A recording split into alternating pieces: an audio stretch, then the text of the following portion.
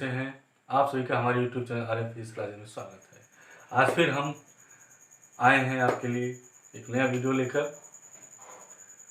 तो आज के नए वीडियो में जैसे कि हम पहले वीडियो में आपको क्लास 12 की फिजिक्स को हम पढ़ा रहे थे, जिसमें हमने चैप्टर 1 को ले लिया था और चैप्टर नंबर ही अभी चल रहा है, जिसमें हमने वैद्युत क्षेत्र के विषय में पढ़ाया था, वैद्युत बल रेखाओं के विषय में पढ़ाया था, कूलाम के नियमों को आपने पढ़ा।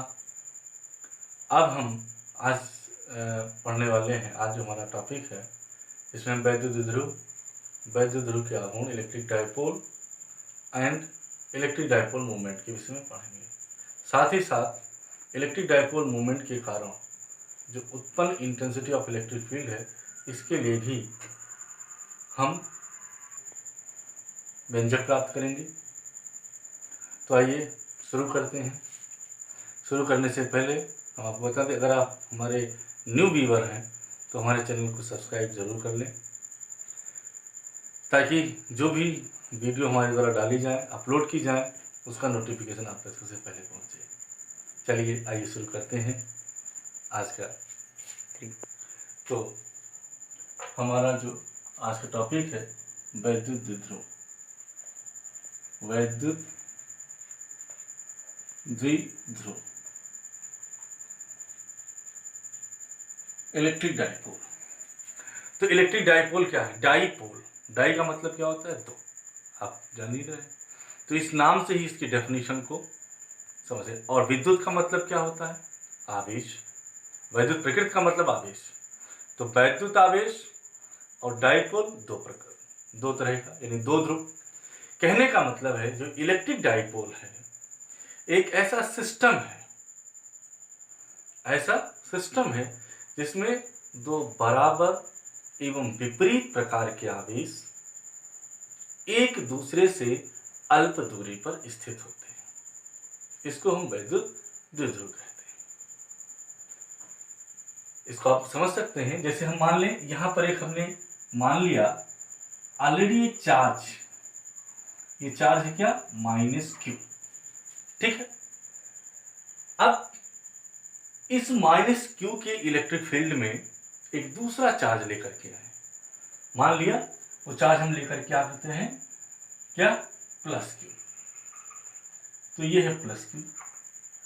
ये दोनों चार्जेस एक दूसरे से ला करके अल्प दूरी पर रखे गए, ठीक। और इससे बना हुआ निकाय हम मान सकते हो निकाय क्या है? AB। और ये जो AB है यही एक इलेक्ट्रिक डायपोल है, वैद्युत द्विध्रुव है। अब वैद्युत द्विध्रुव के एग्जांपल के तौर पर ले लीजिए, जैसे हम बात करें, हमने ले लिया HCl। ये HCl क्या है? ये एक डायपोल है। क्यों डायपोल है? आप जानते हैं HCl एक कंपाउंड है, और एक कंपाउंड कैसे बना?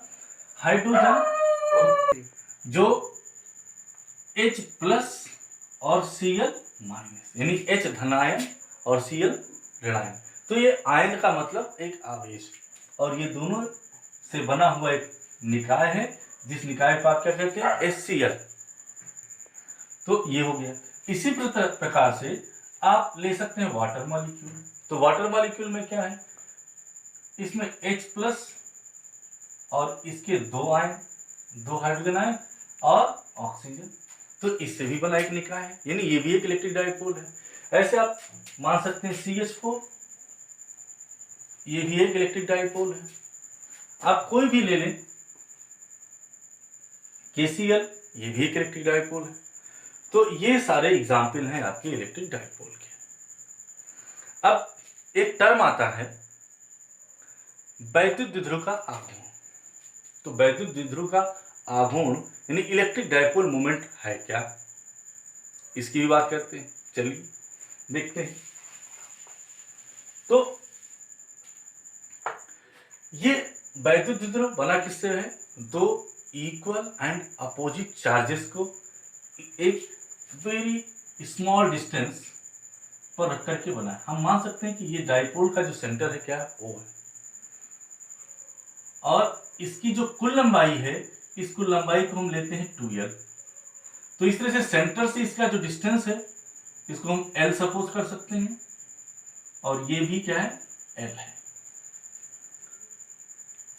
अब ये डिफाइन किया जाता है वैद्युत ध्रुव का आघूर्ण, वैद्युत,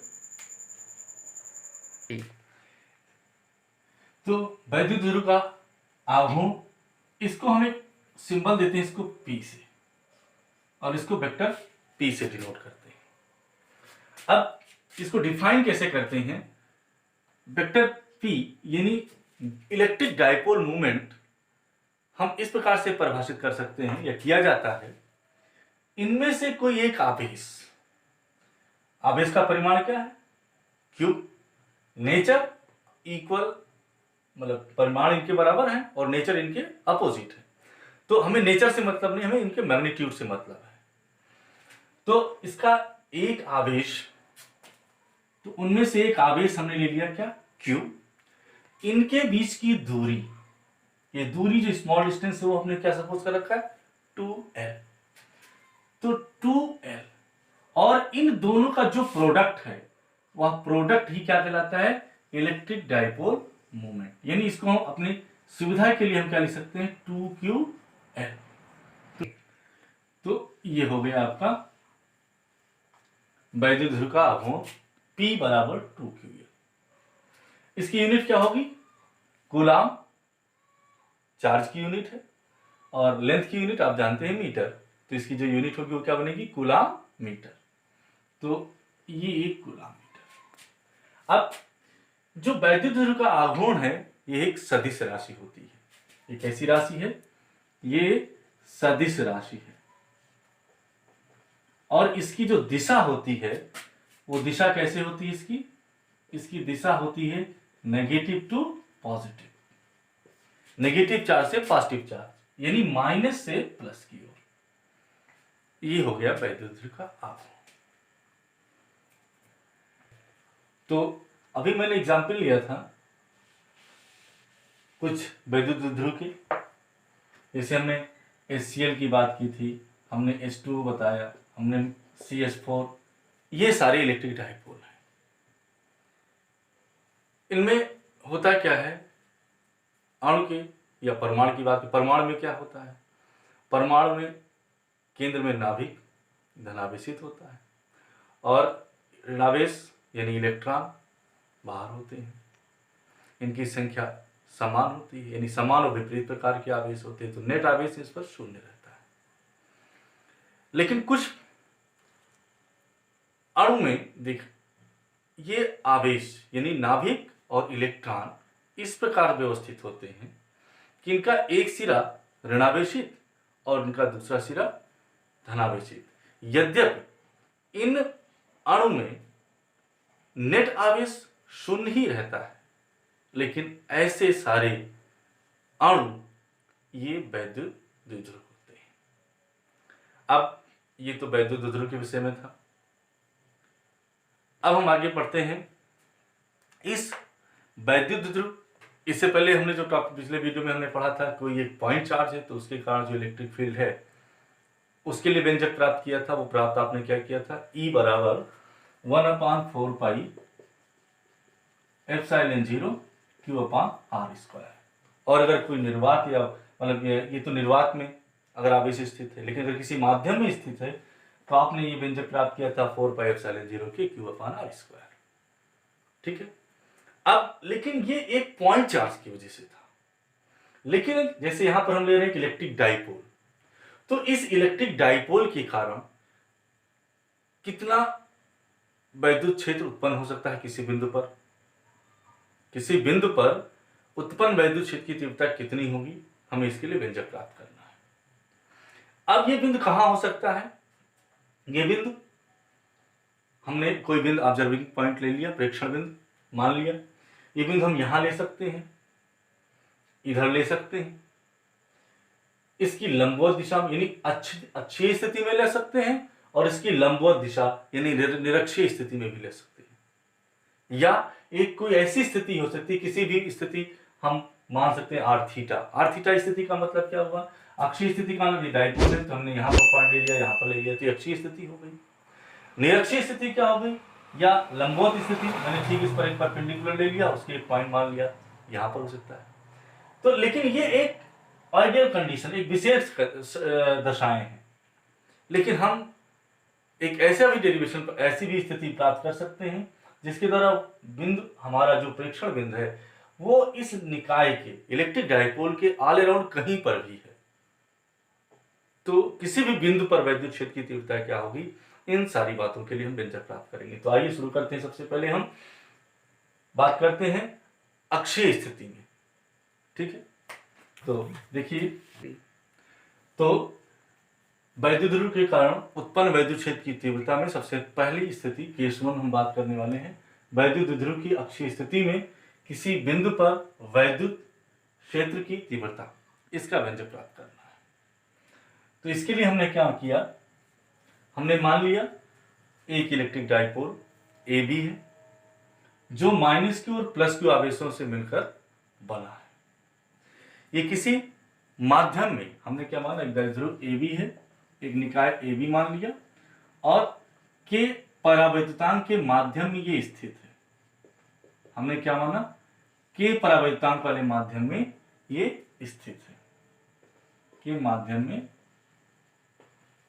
है ये। अब इन आवेशों के बीच की दूरी 2l और इसका जो मध्यबिंदु है वो है O। तो अक्षीय स्थिति में किसी बिंदु पर वैद्युत क्षेत्र की तीव्रता निकालनी, तो हमने क्या किया, इसकी अक्षीय स्थिति में मध्यबिंदु O से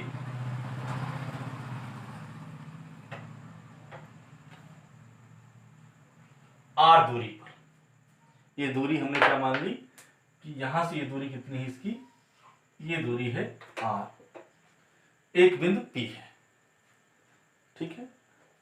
और इस बिंदु P पर हमको वैद्युत क्षेत्र की तीव्रता ज्ञात करनी है, यानी हमको वैद्युत क्षेत्र की जो तीव्रता ज्ञात करनी है इस बिंदु P पर ज्ञात करनी है, और ये डिस्टेंस कितने पर है, R पर है, ठीक है। एक बार फिर से सुन लें, हमने माना एक वैद्युत ध्रुव AB है जो -q +q आवेशों से मिलकर बना है, इनके बीच की दूरी 2l है और ये के परावैद्युतांक के माध्यम में स्थित है। इसके लिए हमने क्या किया, इसके मध्य बिंदु O से R दूरी पर एक बिंदु P ले लिया जिस पर हमें वैद्युत क्षेत्र की तीव्रता ज्ञात करनी है। अब इसको ज्ञात करने के लिए हम -q और +q आवेशों से इस बिंदु P की दूरी लें।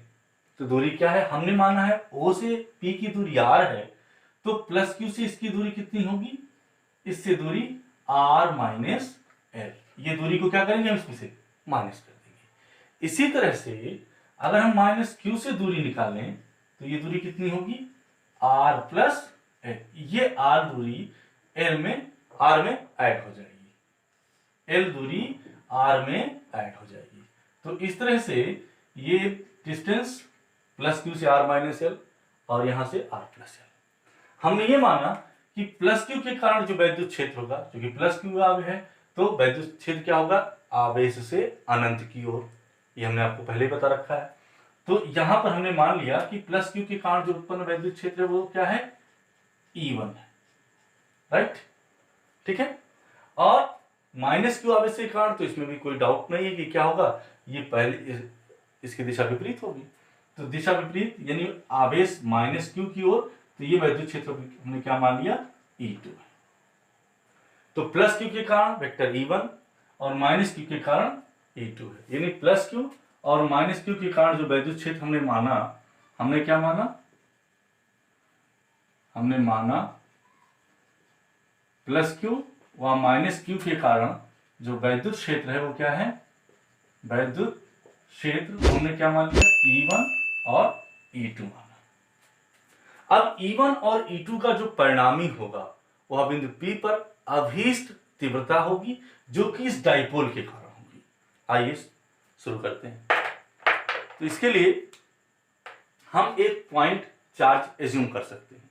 हमने मान लिया +q, तो +q हम ये मान लें, ये डाइपोल तो बना हुआ लेकिन हम एक एक करके ले रहे हैं। हमने मान लिया पहले +q के कारण, तो +q के कारण वैद्युत क्षेत्र की तीव्रता कितनी है, E1 आपने मान रखा है। तो +q के कारण बिंदु P पर वैद्युत क्षेत्र की तीव्रता ये हो गई E1 बराबर, अभी मैंने आपको फार्मूला बताया था, आप जानते भी होंगे well, 1/4πε0 k q upon r square. तो r का मतलब distance, distance from this charge is how much, r minus L, clear. तो r माइनस एल का होल स्क्वायर, ये हो गया न्यूटन पर कूलम। और इसका डायरेक्शन क्या है, बीपी दिशा है। इसकी दिशा क्या है, अगर हम डायरेक्शन की बात करें तो इसका डायरेक्शन क्या है, अभी यूनिट ना लिखते हैं, डायरेक्ट ये लिखते, ये दिशा क्या है इसकी, बीपी दिशा है, ठीक है। इसी तरह से माइनस क्यू के कारण, अगर हम माइनस क्यू के कारण निकालें तो सेम 1/4πε0 k क्यू अपान, यहां पर डिस्टेंस क्या है, r प्लस एल, तो r प्लस एल का होल स्क्वायर। इसका डायरेक्शन क्या है, इसका डायरेक्शन अगर हम ध्यान दें, देखें तो डायरेक्शन क्या है, ये पी ए दिशा है इसकी, इसकी दिशा क्या है, पी से ए की दूर। इन दोनों इक्वेशन देखें, ये दोनों विपरीत हैं, इसलिए जो परिणामी वैद्युत क्षेत्र होगा, यानी बिंदु P पर परिणामी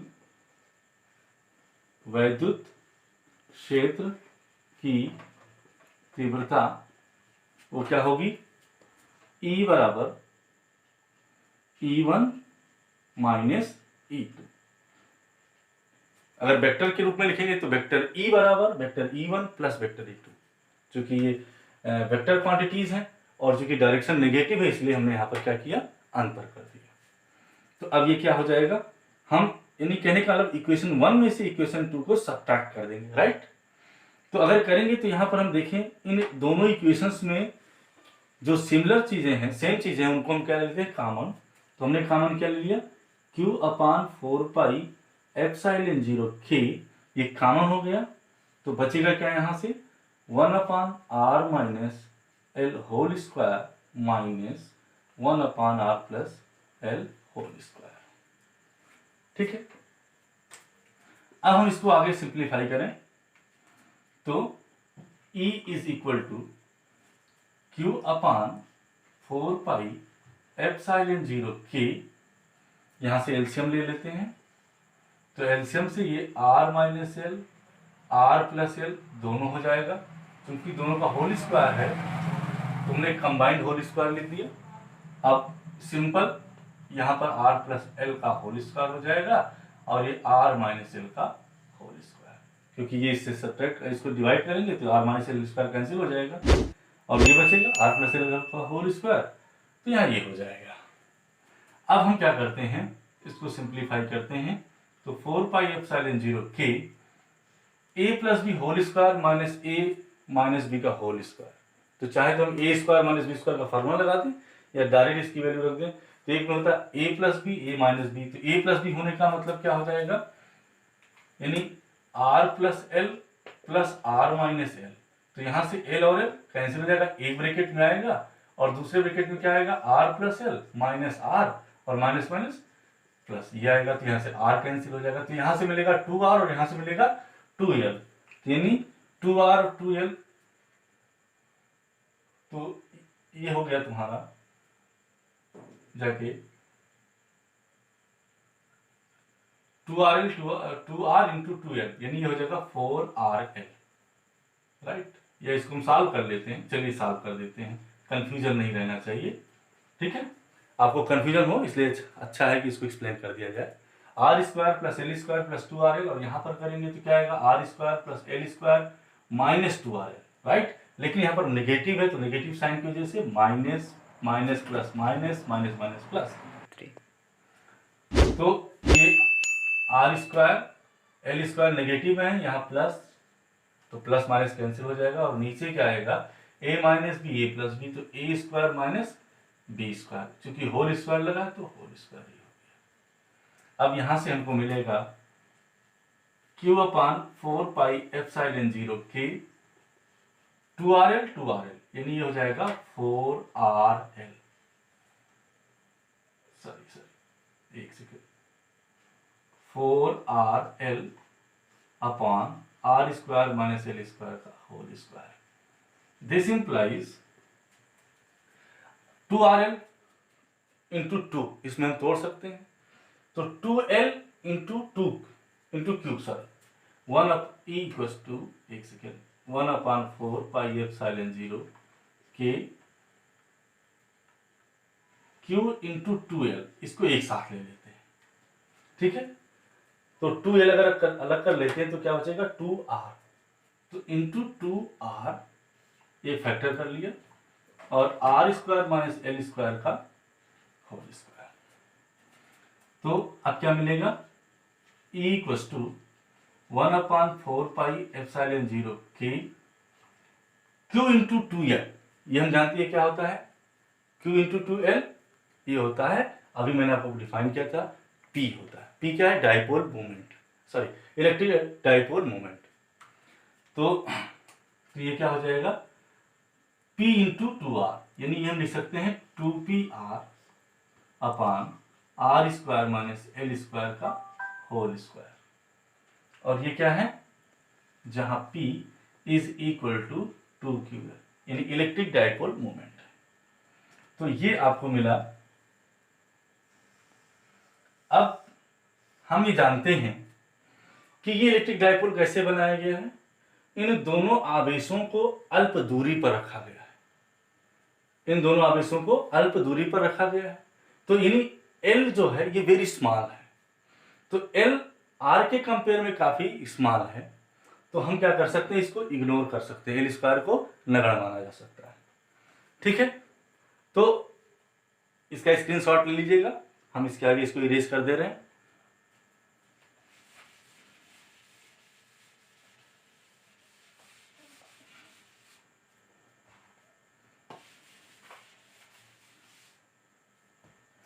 तो देखिए, since L is much less than R, this implies L² can be ignored, यानी L² को हम क्या करते हैं, इग्नोर कर लेते हैं, या can be taken as negligible, can be taken as negligible. तो इस तरह से हमारे पास क्या बचा, we left with 1/4 pi epsilon 0 के 2PR, और यहां पर क्या बचेगा, L² कैंसिल हो गया, इसको हमने नेग्लेक्ट कर दिया, तो बचेगा केवल R² का होल स्क्वायर, तो R⁴ R⁴ यहां R है तो इससे कैंसिल हो जाएगा, तो पावर कितनी बचेगी, ये पावर